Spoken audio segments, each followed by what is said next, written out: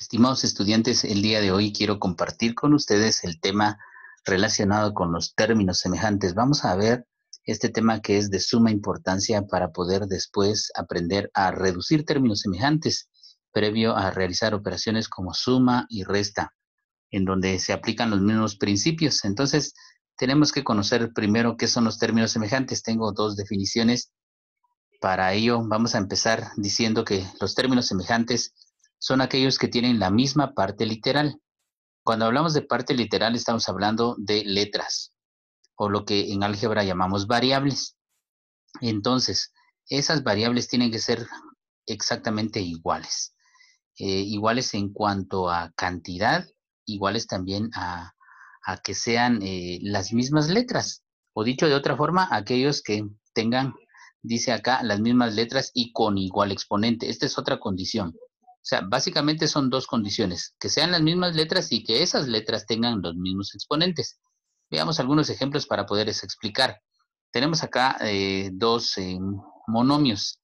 Tenemos el término AB y el término 2AB. Vemos que las literales o las variables se repiten en los dos términos, A y B. Y ambas letras están elevadas al exponente 1. Entonces, quiere decir esto que AB y 2AB son semejantes. Aquí no tomamos en cuenta a los coeficientes numéricos ni tampoco los signos. Básicamente esas dos condiciones que hemos platicado relacionada con las mismas letras y los mismos exponentes. Veamos este otro ejemplo. Tenemos acá el término 2xyz y el término menos 4xyz. Vemos que las tres letras o variables x, y, z se repiten en los dos monomios y cada una de las letras tiene también el mismo exponente. Entonces, sí, entre estos términos hay una semejanza. Entonces, por eso se le llaman términos semejantes. Y también dice que son términos semejantes, pues porque su parte literal es decir, es la misma, ¿verdad? Ahora veamos esta otra definición. En relación a términos semejantes, se dice que también es una expresión algebraica y se llaman términos semejantes a todos aquellos términos que tienen igual factor literal. Aquí nos lo está expresando de otra manera, pero básicamente es lo mismo. Acá le llama factor literal y dice que son aquellos términos que tienen iguales letras o también le podemos llamar símbolos literales e iguales exponentes. Entonces, como vemos, estas condiciones son las que tenemos que tomar en cuenta para identificar los términos semejantes.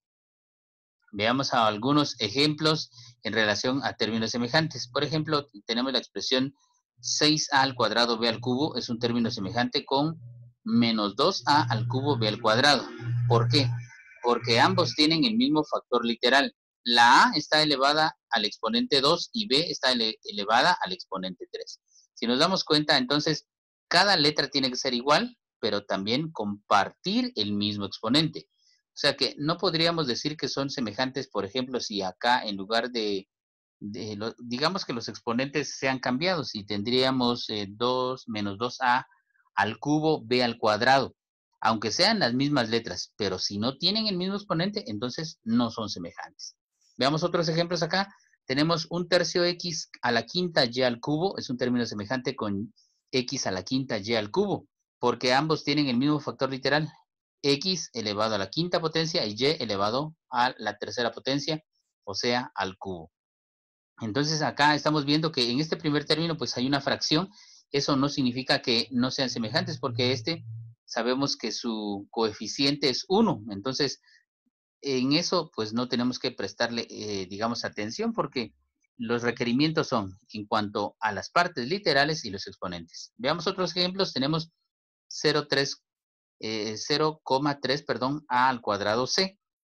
Dice acá, no es término semejante con 4ac al cuadrado. Ahora, ¿por qué no hay semejanza entre los dos?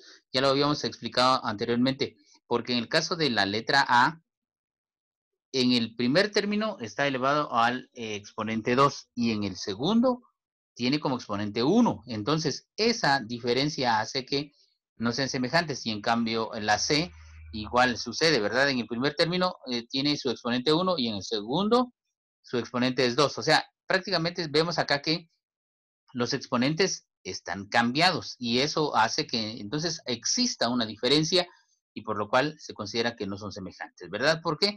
Porque prácticamente los exponentes están al revés o al contrario.